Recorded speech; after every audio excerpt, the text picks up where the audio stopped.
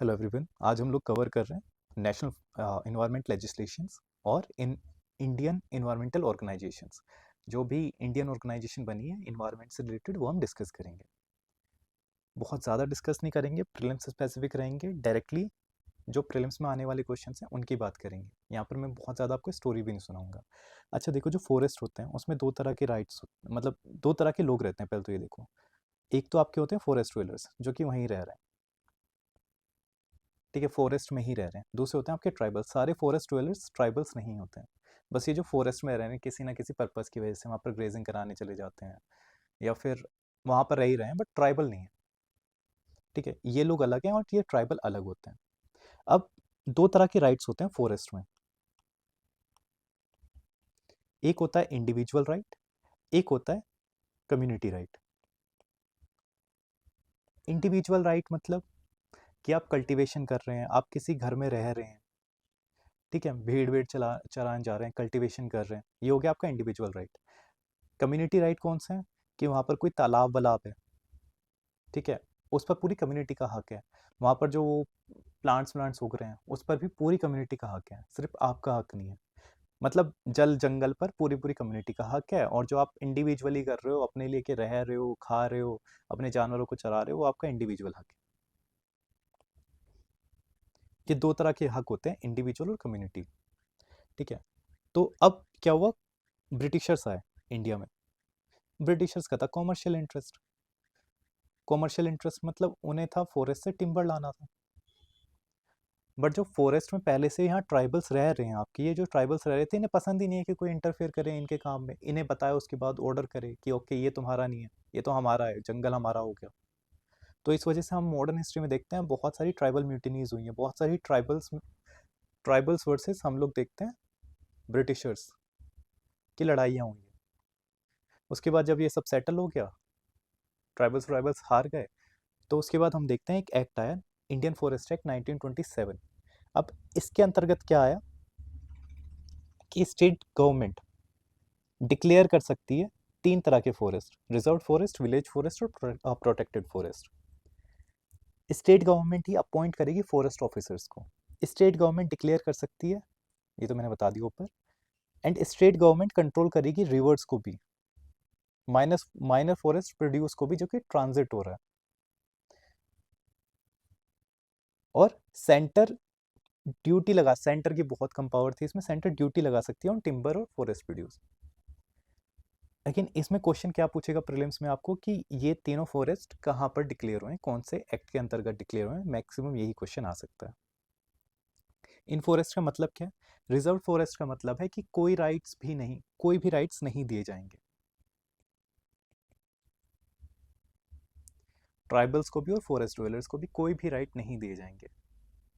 ठीक है, Fehling of trees, trees को काटने पर या ग्रेजिंग करने पर, सब पर मनाही है। हंटिंग, फिशिंग सब ऑफेंस है। अब इसी में एक कॉन्सेप्ट आता है निस्तर राइट्स का। निस्तर राइट्स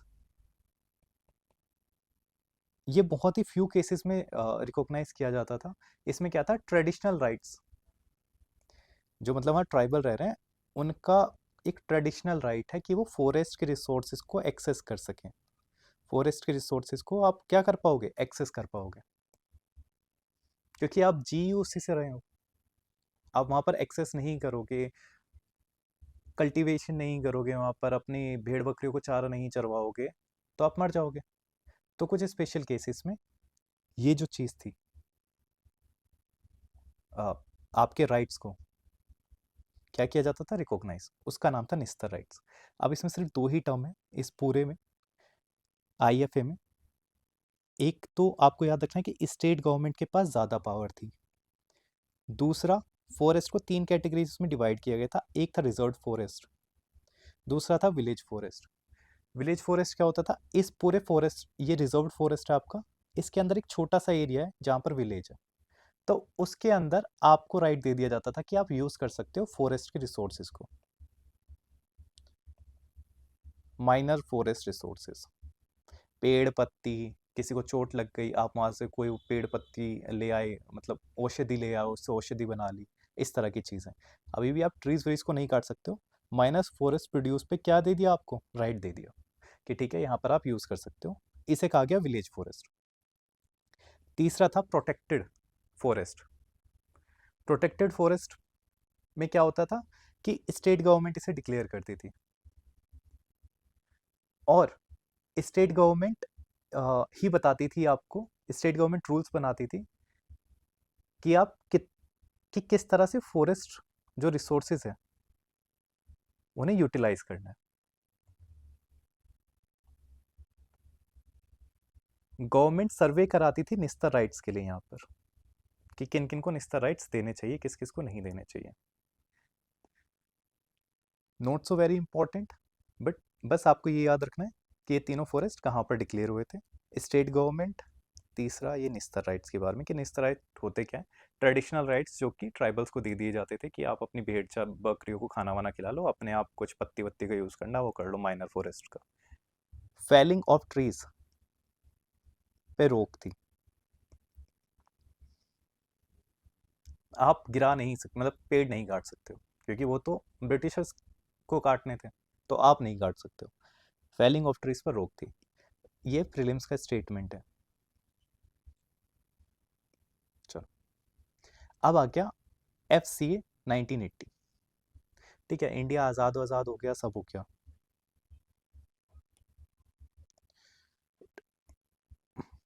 अब हो गया इंडिया आज़ाद,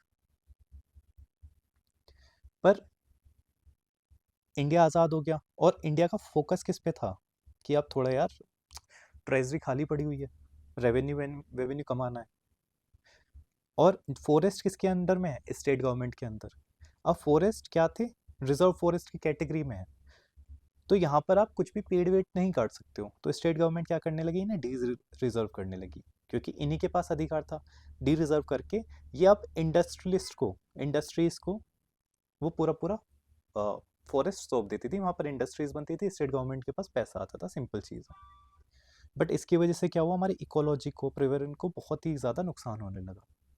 ये हमने रियलाइज़ किया 1980 में, तो उसके लिए हम लाए FCA 1980, फॉरेस्ट कंजर्वेशन एक्ट 1980। ठीक है, ये सिर्फ यही बता रहा है। तो इसमें क्या है, हम लोग रेवेन्यू से, अभी फोकस क्या था हमारा, रेवेन्यू पर अभी तक। फर्स्ट फॉरेस्ट पॉलिसी आई थी 1952 में, तो फोकस हमारा रेवेन्यू पर था।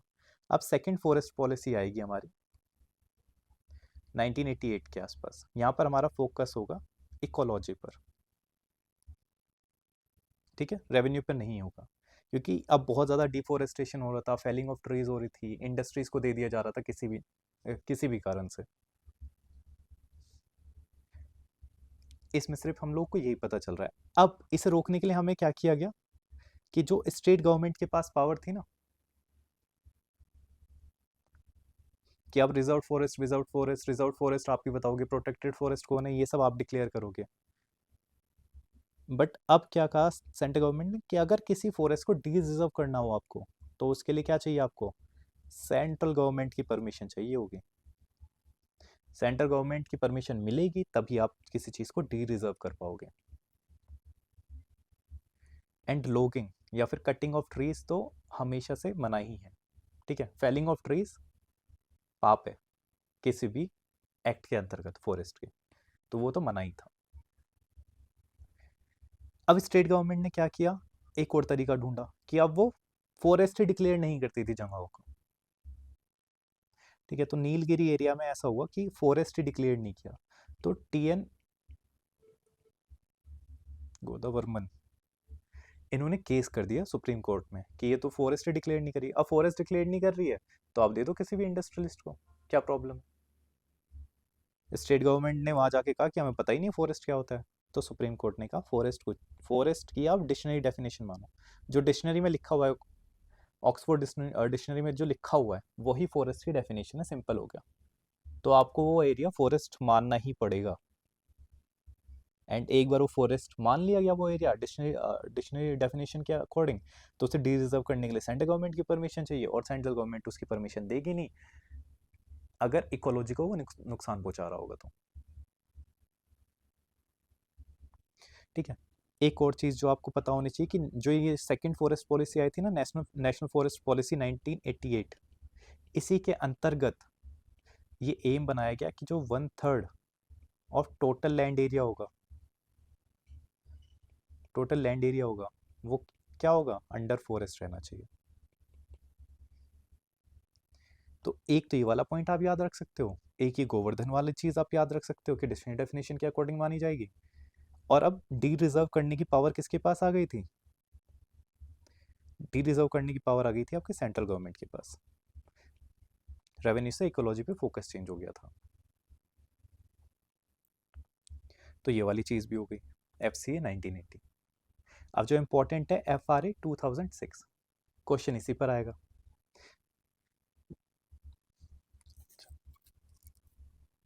देखो यहाँ पर ये एफ सी के बारे में यहाँ पर दे भी रखा है, ये आप लोग एक बार पढ़ लेना कि ये रिजर्व फॉरेस्ट है, कैसे कैसे वो शिफ्ट हुआ किस किस पॉलिसी के अकॉर्डिंग। ये टीएन गोवर्धन केस है, इसे देख लेना। कंपनसेटरी अफॉरेस्टेशन को देख लेना। ये 1/3 total land area under forest रहना चाहिए।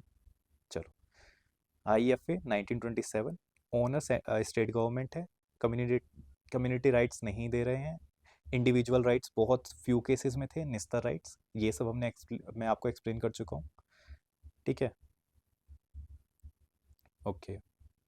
FC 1980 ऊपर एक्सप्लेन हो गया। FRA 2006 क्या है, अब क्या है, पहले ना तो इंडिविजुअल राइट्स को रिकॉग्नाइज किया जा रहा था, ना ही कम्युनिटी राइट्स को रिकॉग्नाइज किया जा रहा था।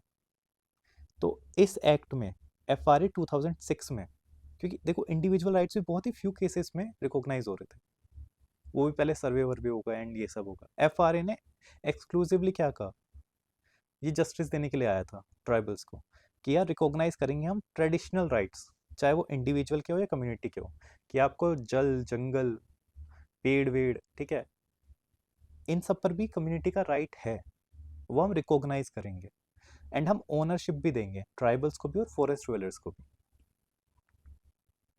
ये बात हुई है आपकी FRA 2006 में।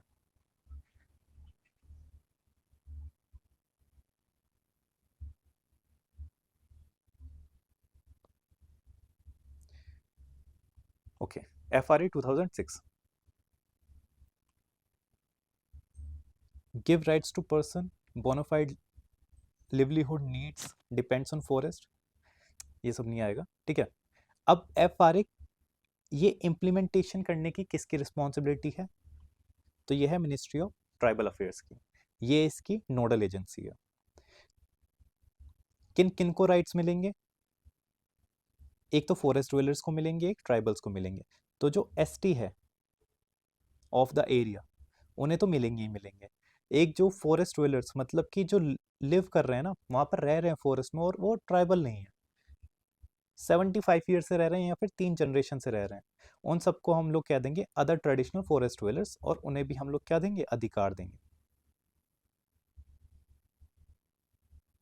3 जनरेशन 75 ईयर से ज़्यादा रह रहे हो, और ये सब कौन बताएगा आपको कि हाँ किनका कितना अधिकार है, किसकी कितनी ज़मीन है, वो आपको बताएगी ग्राम सभा।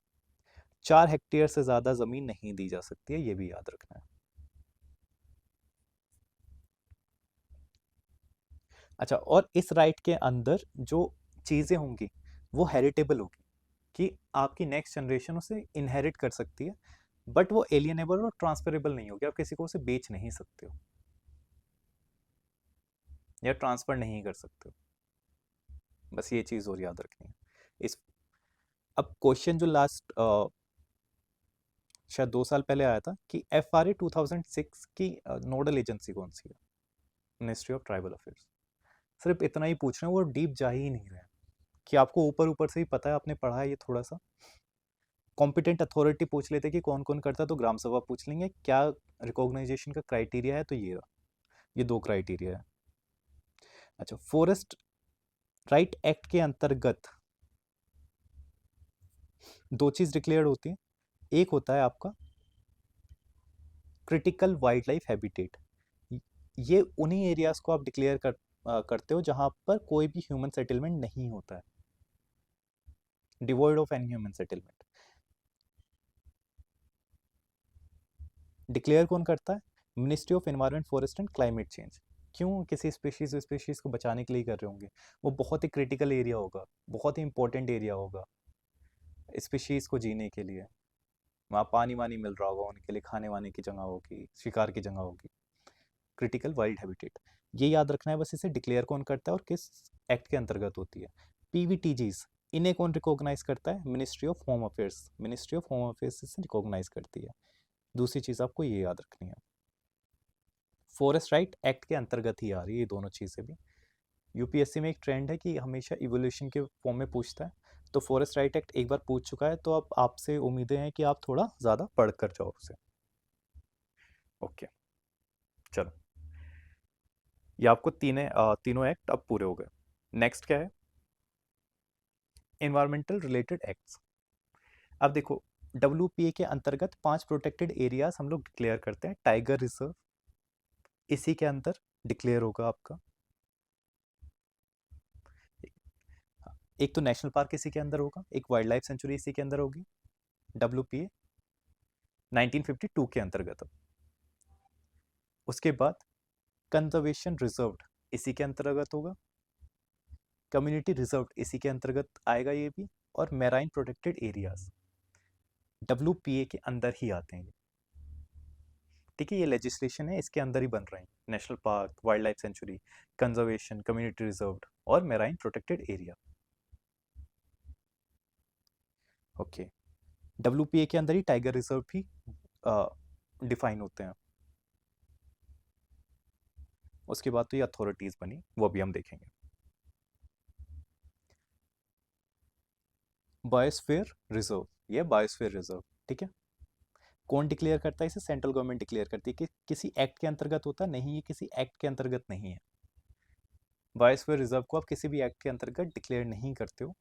ये एक यूनेस्को का मैन एंड बायोस्फीयर प्रोग्राम था 1971 में। उसके अंतर्गत सेंट्रल गवर्नमेंट कंपिटेंट अथॉरिटी है जो कि डिक्लेयर करती है बायोस्फीयर रिजर्व को। इन्वायरमेंट प्रोटेक्शन एक्ट 1986, इसके अंदर क्या क्या चीज़ें डिक्लेयर होती है? Eco sensitive zone, coastal regulation zone, genetic engineering appraisal committee, national Ganga council और बायोडाइवर्सिटी एक्ट 2002 के अंतर्गत। ये अभी हम देखेंगे। बायोडाइवर्सिटी हेरिटेज साइट को कौन डिक्लेयर करता है? स्टेट गवर्नमेंट, ये भी आपको याद रखना है। चलो, अब आते हैं डब्ल्यूपीए 1952 के अंतर्गत। रुक जाओ, पहले यही देख लेते हैं क्या होता है ये डब्ल्यूपीए।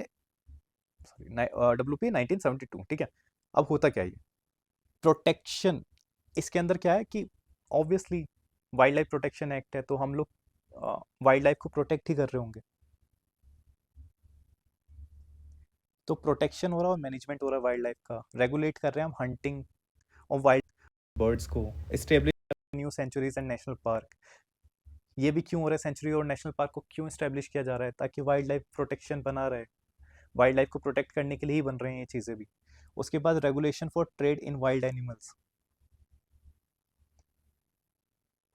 ये नेशनल लेवल पर अगर आप इसे रेगुलेट कर रहे हो तो ये डब्ल्यूपीए के अंतर्गत आता है। और इंटरनेशनल लेवल पर इसका काम कौन संभाल रहा है? साइट्स और ट्रैफिक।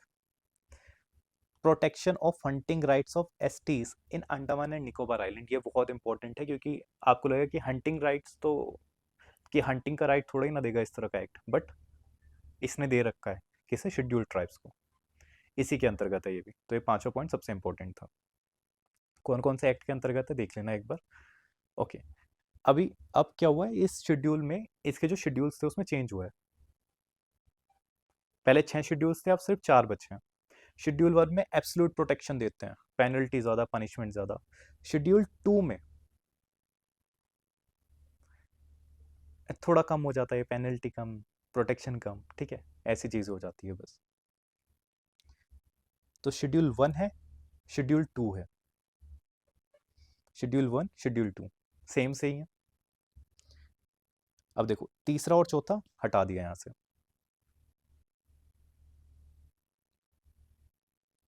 पांचवा हटा दिया यहाँ से। पांचवे में क्या करते थे कि ये वर्मिन्स डिक्लेयर करते थे, जो हार्मफुल होता था ना हैबिटेट के लिए, किसी भी फॉरेस्ट के लिए, किसी भी जगह के लिए हार्मफुल जो एनिमल्स होते थे, जैसे मक्की हो गया, हिमाचल प्रदेश में बहुत ज़्यादा आतंक मचा देते थे, नीलगाय हो गए बिहार में, फसल वसल तबाह कर देती थी। तो इस तरह की जो कैटेगरीज में जो वर्मिन्स होते थे, वो यहाँ पर लिखे जाते थे, क्योंकि यहाँ पर डाले जाते थे वर्मिन्स। उसके बाद जो सेंट्रल गवर्नमेंट थी वो डिक्लेयर कर देती थी कि ओके ठीक है, ये वर्मिन है, इसका आप शिकार कर सकते हो। उसके शिकार की परमिशन हो जाती थी कि ठीक है, उसे मारा जा सकता है। तो ये वाला आर्टिकल भी हटा दिया।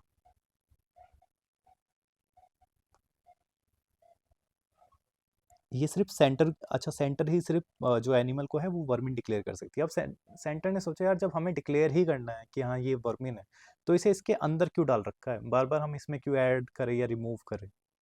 ठीक है, ये ऐड और रिमूव होता रहता था, तो इसे हटा ही दिया यहाँ से, कि वैसे ही डिक्लेयर कर देंगे कि हाँ ये वर्मिन है, मार दो इसे। तीसरे शेड्यूल में, जो पहले छठे शेड्यूल में था, कि प्रोहिबिटेड कैटेगरीज ऑफ प्लांट्स, कुछ स्पेसिफाइड एंडेमिक प्लांट्स है जो कि प्रोहिबिटेड है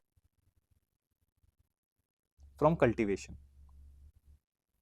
लाइसेंस चाहिए आपको कल्टीवेशन करने के लिए। ठीक है, तो ये अब शेड्यूल 3 में आ गया। और चौथा शेड्यूल क्या है कि animals and birds plants listed under sites वो शेड्यूल 4 में डालेंगे। इसका मैं अलग से भी नोट दूंगा, बट ये सिर्फ आपको बताने के लिए कि world wild life protection act में होता क्या है 1972 में। इसमें कुछ नहीं है, बस कि ठीक है वाइल्ड लाइफ को प्रोटेक्ट करना है। इंपॉर्टेंट क्या है कि एस टी जो एस टी है, शेड्यूल ट्राइब्स है, उनके हंटिंग राइट्स को भी इसमें प्रोटेक्ट किया गया है। खत्म। पहले 6 शेड्यूल होते थे, अब सिर्फ 4 हो गए। पहला दूसरा मेंटेन है, तीसरा आपका शेड्यूल 6 हो गया, और चौथे में जो भी साइट्स में एनिमल्स आते थे ना, उसे यहाँ पर लिख दिया है। देखो खुद के बारे में हम लोगों ने अभी फोरम की जो टेस्ट किए थे उसमें देखा था, कूथ दे रखा था। ठीक है, तो इनमें से भी किसी के ऊपर भी क्वेश्चन आ सकता है, पिचर प्लांट्स, ऑर्चिड्स। चलो, ये था WPA 1972। अब WPA 1972 के अंतर्गत ही क्या किया जा रहा है, टाइगर रिजर्व को डिफाइन किया जा रहा है। टाइगर रिजर्व बताए जा रहे हैं कौन क्या होंगे क्या नहीं होंगे। ठीक है, नेशनल पार्क्स बनाए जा रहे हैं, वाइल्ड लाइफ सेंचुरी बनाई जा रही है, कंजर्वेशन रिजर्व बनाए जा रहे हैं, कम्युनिटी रिजर्व बनाया जा रहा है, मेराइन प्रोटेक्टेड एरियाज बनाए जा रहे हैं। अब ये सब क्या होते हैं, देखो जो नेशनल पार्क है और वाइल्ड लाइफ सेंचुरी है, ये दोनों एक जैसे ही कॉन्सेप्ट है। बस वाइल्ड लाइफ सेंचुरी क्या है, छोटा भाई है, और नेशनल पार्क क्या है, बड़ा भाई है। तो नेशनल पार्क बहुत ज़्यादा स्ट्रिक्ट है, एब्सलूट प्रोटेक्शन मिलेगा यहाँ पर आपको। एब्सोल्यूट प्रोटेक्शन है जो वहाँ के एनिमल्स हैं।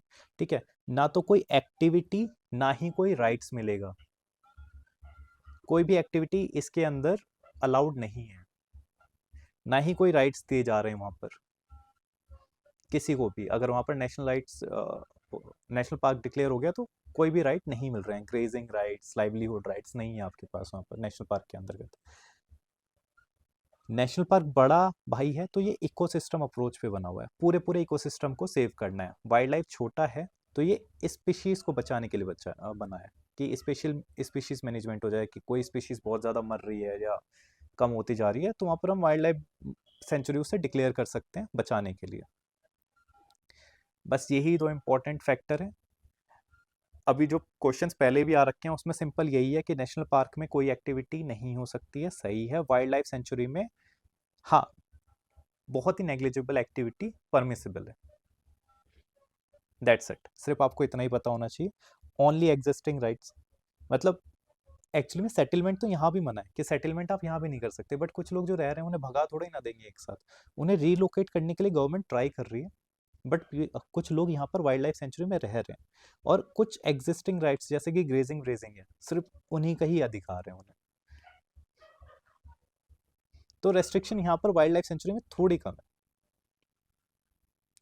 अच्छा, वाइल्ड लाइफ सेंचुरी और नेशनल पार्क को नोटिफाई या डिक्लेयर कौन कर सकता है, तो सेंटर और स्टेट गवर्नमेंट दोनों कर सकते हैं।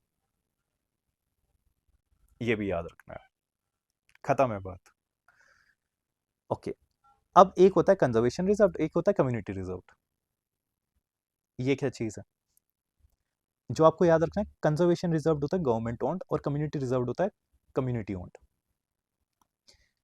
नेशनल पार्क, एक नेशनल पार्क के वाइल्ड लाइफ सेंचुरी यहाँ पर है, दूसरा यहाँ पर है, तो उनके बीच में अगर किसी एनिमल को ट्रैवल करना है तो बीच सड़क से होता हुआ तो नहीं जाएगा, ये ह्यूमन सेटलमेंट से तो नहीं होता हुआ जाएगा। इस चीज़ का ध्यान रखते हुए ये पैसेज बनाया जाता है। अगर गवर्नमेंट की प्रॉपर्टी है, ये पूरी एरिया गवर्नमेंट का है, तो हम उसे कहते हैं कंजर्वेशन रिजर्व। वरना अगर इस पर कम्युनिटी का अधिकार है या फिर कम्युनिटी की लैंड है, प्राइवेट लैंड थी, तो वो दान कर रहे हैं यहाँ पर, थोड़ा बहुत दे दिया उन्होंने कि हाँ चलो ये वाली लैंड दे दो ताकि एनिमल्स आराम से ट्रैवल कर पाए, तो उसे हम कहते हैं कम्युनिटी रिजर्व, कम्युनिटी ओन्ड। कौन नोटिफाई करता है इसे? सेंटर नोटिफाई नहीं करेगा, इसे सिर्फ स्टेट नोटिफाई करेगी। माइग्रेटरी कॉरिडोर होते हैं ये, people private right not affected, जो लोगों के प्राइवेट राइट होते हैं उसमें यहाँ पर ये अफेक्ट नहीं हो रहे हैं। मेराइन प्रोटेक्टेड एरिया, एरिया क्या है? ये भी WPA के अंतर्गत ही डिक्लेयर होता है, ओशियन का वो हिस्सा which need additional protection, that's it. ये 5 तरह की एरियाज हैं जिनके ऊपर क्वेश्चन बनते हैं। जनरली नेशनल पार्क और वाइल्ड लाइफ सेंचुरी के ऊपर बनता है, कंजर्वेशन एंड कम्युनिटी रिजर्व के ऊपर भी बन सकता है। इन दोनों के ऊपर आ रखे हैं क्वेश्चन, इनके ऊपर अभी तक नहीं आया है, तो ये मैंने आपको बता दिया है, एक बार देख लेना। अच्छा, नेशनल पार्क या वाइल्ड लाइफ सेंचुरी कौन डिक्लेयर करता है ये देख लिया हमने। अगर इनकी बाउंड्री अल्टर करनी हो तो किसकी परमिशन चाहिए होती है? National board of wild life की, जिसे कौन चेयर करता है? प्राइम मिनिस्टर आपके चेयर करता है। मेराइन प्रोटेक्टेड एरिया का कॉन्सेप्ट हो गया है, गल्फ ऑफ मन्नार देख लेना, गल्फ ऑफ कच्छ देख लेना, ये कुछ एरिया डिक्लेयर्ड है। NBWL होता क्या, अभी हम देखेंगे नीचे। चलो, इकोसिस्टम जोन्स क्या होते हैं? ये कोई भी नेशनल पार्क या वाइल्ड लाइफ सेंचुरी है तो इसके आसपास का हिस्सा इको सेंसिटिव जोन के अंतर्गत हम लोग डिक्लेयर कर सकते हैं, ठीक है। अब ये क्या है कि यहाँ मिनिमम क्या होना चाहिए कि 1 किलोमीटर का, और जो रिकमेंडेबल है वो 10 किलोमीटर, कि ये ना बहुत सेंसिटिव एरिया है, नेशनल पार्क बहुत सेंसिटिव एरिया है, कि इसके आसपास भी ना ऐसी कोई कंस्ट्रक्शन या माइनिंग इस तरह की हरकतें नहीं होनी चाहिए, तो इसीलिए हम इको सेंसिटिव जोन उसे डिक्लेयर कर देते हैं। मिनिमम जो रिकमेंडेशन है वो है 1 किलोमीटर, मतलब मिनिमम जो नोटिफिकेशन में दिया गया है इसके कि हाँ 1 किलोमीटर होना चाहिए, और रिकमेंडेड है 10 किलोमीटर, कि 10 किलोमीटर का तो रखो इको सेंसिटिव जोन, ये रहा, ठीक है। Not mentioned in any act, area जो डिक्लेयर होता है वो होता है EPA 1996 के अंतर्गत, बट किसी भी अलग से एक्ट में ये डिक्लेयर नहीं है, मतलब मेंशन नहीं है ESZ के बारे में, बट एरिया मतलब अगर इसे डिक्लेयर करना है तो वो किसके अंतर्गत होगा? EPA 1986, ये WPA के अंतर्गत नहीं होता, याद रखना। ESZ, felling of trees, again ये प्रीलिम्स में आया था इस तरह का क्वेश्चन। कॉमर्शियल माइनिंग प्रोहिबिटेड होगी, परमिटेड क्या होगी? Rain water harvesting, use of renewable energy, वही अपने बेसिक स्टेटमेंट्स। गड़गिल कमेटी और कस्तूरी रंगन कमेटी किसके लिए बनी थी? आपके वेस्टर्न घाट्स के लिए बनी थी, कि उसकी इकोलॉजी को प्रोटेक्ट करना है, ठीक है, बहुत ज़्यादा फ्रेजाइल है वहाँ पर, जो कि अब वहाँ की गवर्नमेंट ने मानने को मना कर दिया है। बस इन दो कम्युनिटी का नाम याद रख लेना। टाइगर रिजर्व डिक्लेयर करता है state government on the recommendation of NTCA, national Tiger Conservation authority. अच्छा, एक है, चलो अभी उस ये नीचे भी आएगा, इनके चेयरमैन कौन है? यूनियन मिनिस्टर जो भी होंगे आपके ministry of environment, forest and climate change की, वो इन्हें चेयर करेंगे। अगर टाइगर रिजर्व की बाउंड्री अल्टर करनी है, किसी की भी करनी है आपको, मतलब नेशनल पार्क की करनी है, वाइल्ड लाइफ सेंचुरी की करनी है, या फिर टाइगर रिजर्व की करनी है,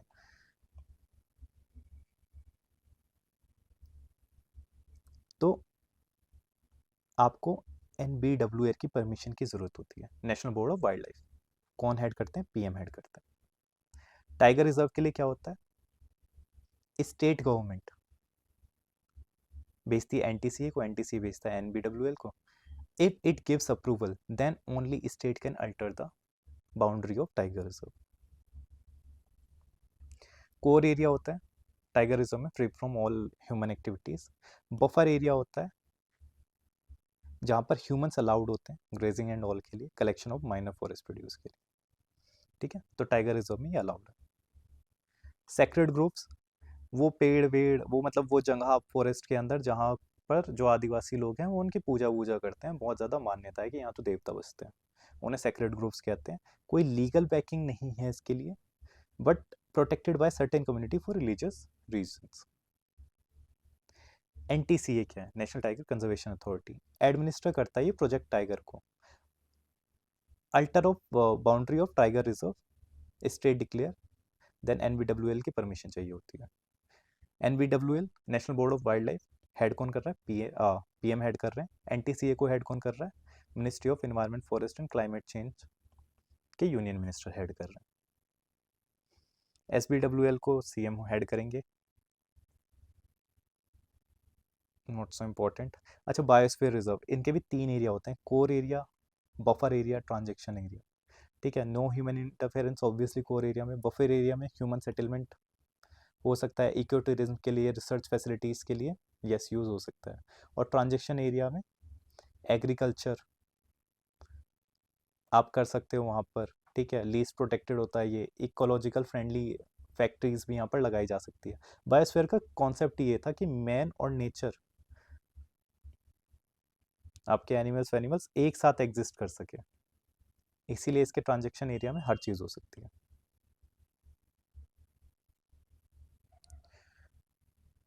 ये बायोस्फीयर रिजर्व का आपको कॉन्सेप्ट था. कौन डिक्लेयर करता है? सेंटर या स्टेट गवर्नमेंट? सेंटर ही डिक्लेयर करती है, कोई स्पेसिफिक एक्ट नहीं है. National Ganga council 2016. इसमें कुछ ज़्यादा याद रखने की ज़रूरत नहीं है, बस पीएम हेड है इसके, एक्स ऑफिशियो चेयरमैन है. किस एक्ट के अंतर्गत होता है? ईपीए 1986 के, इन्वायरमेंट प्रोटेक्शन एक्ट 1986 के अंतर्गत होता है. ठीक है, पीएम है एंड कंसर्ट चीफ मिनिस्टर है 5 स्टेट के, जहाँ जहाँ से गंगा होती हुई जाती है उसकी, तो वो स्टेट्स यहाँ पर इन्वॉल्व है. इसके अलावा ज़्यादा कुछ इंपॉर्टेंट है नहीं. चलो, ईपीए 1986, इसके अंतर्गत कौन कौन से चीज़ें आती हैं एनवायरनमेंट प्रोटेक्शन एक्ट के अंतर्गत? Solid waste management rules, E waste management rules, plastic waste management rules. ठीक है, बायोमेडिकल वेस्ट मैनेजमेंट रूल्स. ठीक है, CRZ रूल्स, ये सारे आते हैं. ये हम लोग बाद में पढ़ेंगे. नेशनल गंगा काउंसिल हम लोग देख चुके हैं, headed by PM under ministry of जल शक्ति.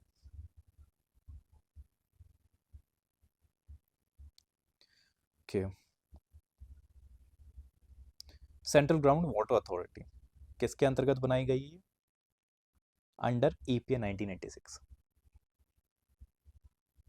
ये वाली भी याद रखनी है, अथॉरिटी है ये 1986 के अंतर्गत. ये सारे प्रीलिम्स के क्वेश्चन है. ठीक है, ओके. कुछ स्टैट्यूटरी बॉडीज बनाई गई है डब्ल्यूपीए 1972 के अंतर्गत. एक तो ये है NBWL, जो कि हम देख रहे थे कि इसे पीएम हेड करता है. और वाइस चेयरमैन कौन है? Ministry of environment forest and climate change के. दूसरी नेशनल टाइगर कंजर्वेशन अथॉरिटी, ये भी हमने पढ़ लिया.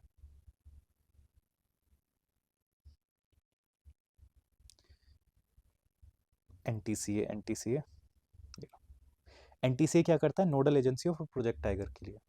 अप्रूव करता है स्टेट के प्लान्स को फॉर कंजर्वेशन ऑफ टाइगर्स. हर 4 साल में सेंसस कराता है.